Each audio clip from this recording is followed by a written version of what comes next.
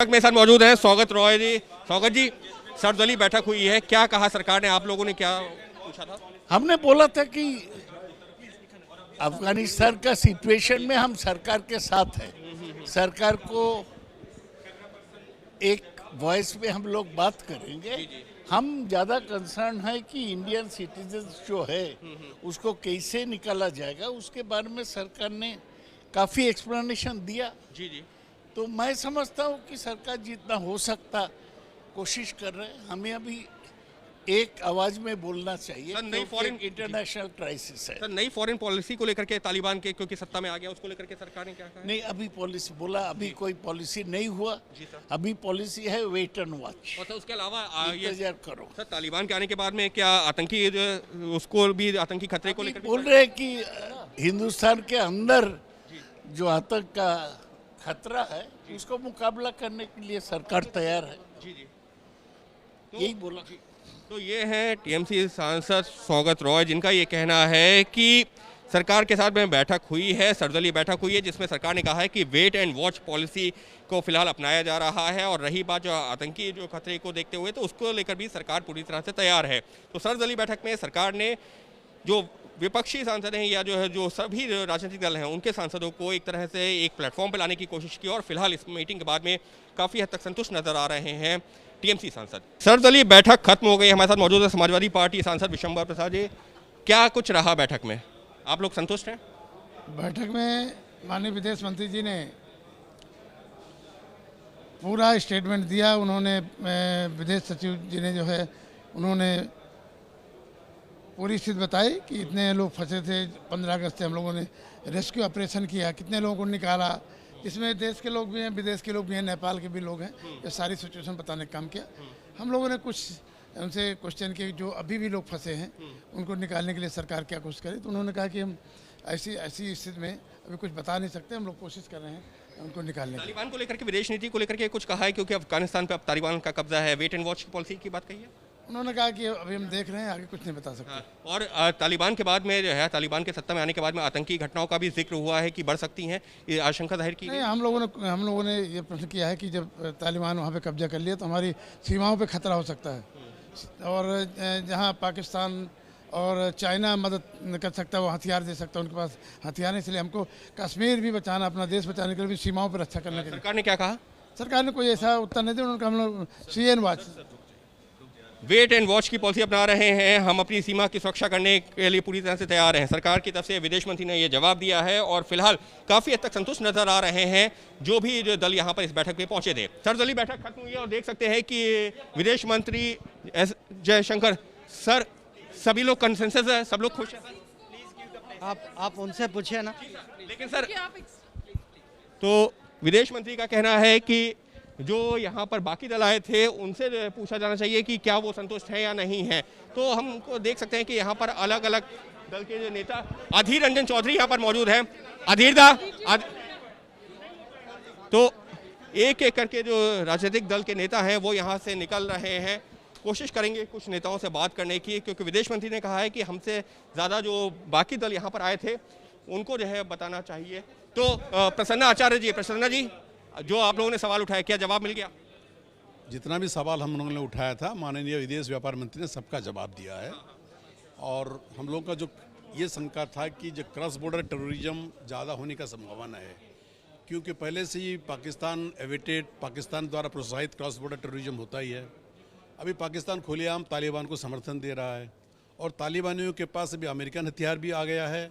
और जो dissolve Afghanistan forces था, जो डिसइंटीग्रेटेड हुआ है, उनका भी हथियार उनके पास है। तो अगर ये पाकिस्तानी तालिबानी नक्सस काम करेगा तो थ्रू कश्मीर इंडिया के ऊपर आपदा आ सकता है।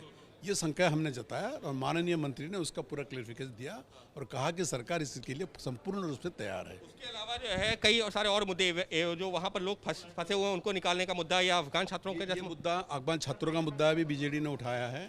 और सरकार का ये कहना है कि जो अफगान छात्र अभी हैं इंडिया में है, उनके पेरेंट्स वहाँ अफगानिस्तान में है, उनका फाइनेंशियल क्राइसिस होगा, वो लोग अभी वापस नहीं जा सकते हैं, उनका पढ़ाई पूरा करना है।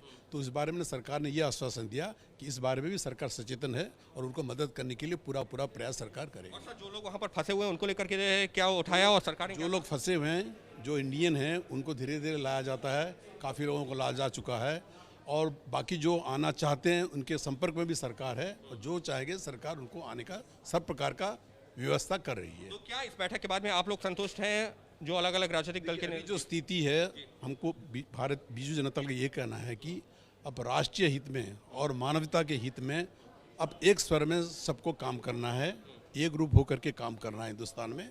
और इस बारे में सरकार जो भी कदम लेगा ह्यूमैनिटेरियन पॉइंट ऑफ व्यू से और नेशनल इंटरेस्ट की दृष्टि से हम उसको समर्थन करेंगे। सर्वदलीय बैठक खत्म हो गई। हमारे साथ मौजूद हैं बहुजन समाज पार्टी के सांसद रितेश।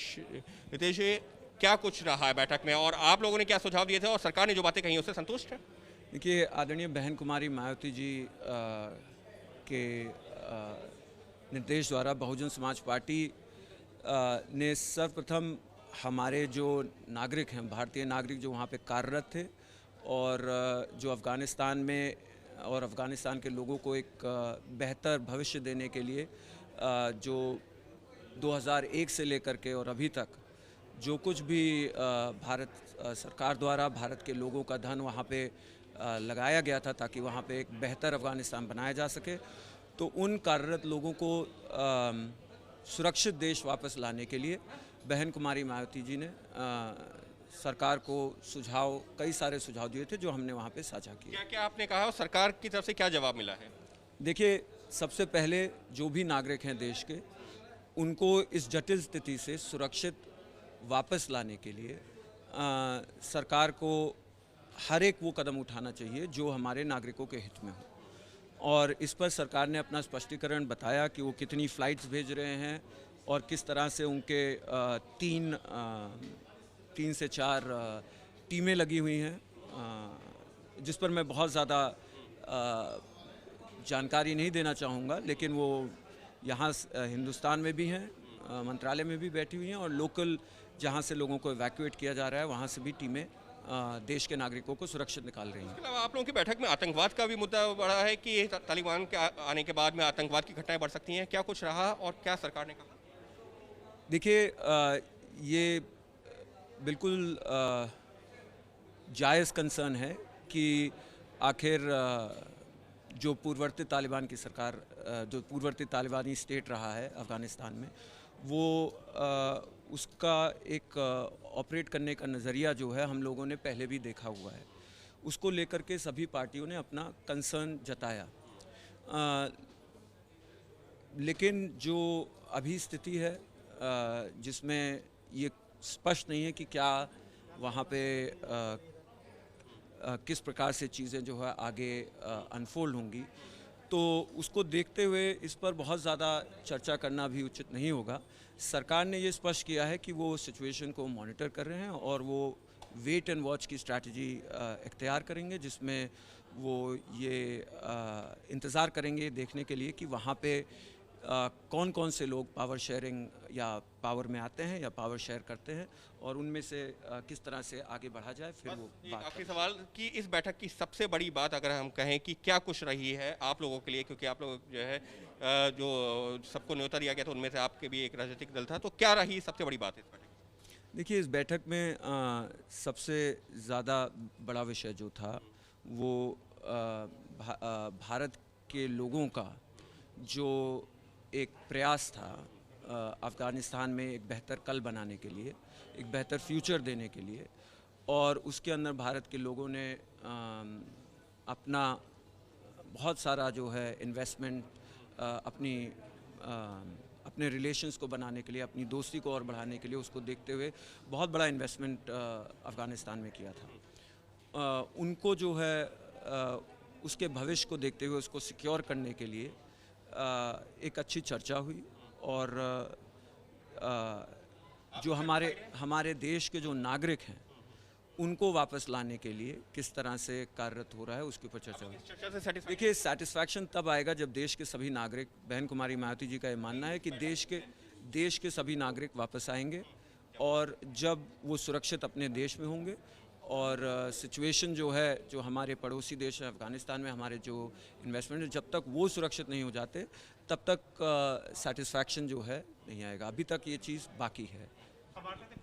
यानी साफ तौर पर रितेश पांडे जो कि बसपा सांसद है, उनका ये कहना है कि कई सारे मुद्दे थे जिनको लेकर के सरकार के सामने बात रखी गई है, जिसमें आतंक बढ़ने का भी एक आशंका बनी हुई है, क्योंकि पिछला जो तालिबान का इतिहास है वो जो बहुत अच्छा नहीं कहा जा सकता भारत के लिहाज से। इसी वजह से वो एक बड़ा चर्चा का मुद्दा रहा है। जो भारत ने इन्वेस्टमेंट वहाँ किया उसका क्या होगा, उसका क्या भविष्य होगा, उसको लेकर चर्चा की गई है। अफगानिस्तान में जो लोग फंसे हुए हैं उनको निकालने को लेकर के ये तमाम मुद्दे जिनको लेकर के चर्चा की गई है। कैमरा पर्सन मनोज कुमार के साथ अंकित गुप्ता, ABP न्यूज़, दिल्ली।